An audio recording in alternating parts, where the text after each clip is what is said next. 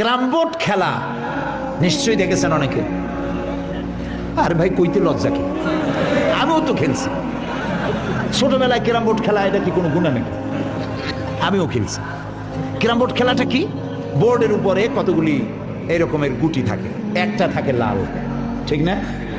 এখন বোর্ডের উপরে এই গুটিটা আমি মারতেছি, সামনে আর একটা গুটি, কিন্তু সামনের গুটিটা আমার মূল টার্গেট না। এই গুটিকে ওটাকে হিট করবে, সে ধাক্কা খাইয়া মারবে লালটাকে, লালটা পড়ে যাবে পকেটে।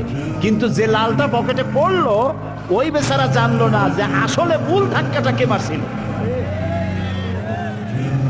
কাজে এই যে যুবক পোলাপানগুলি ইসলামের জন্য জীবন দিতে, জীবন দেওয়া সহজ ব্যাপার না।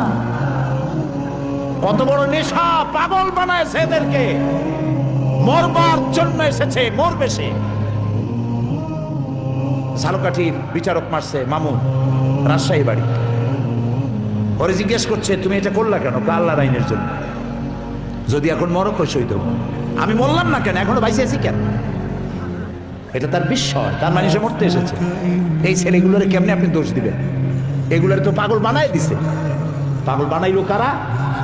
সেই মূল জায়গায় যেতে হবে, মূল জায়গায় যেতে হবে। পাগল বানাইলো কারা?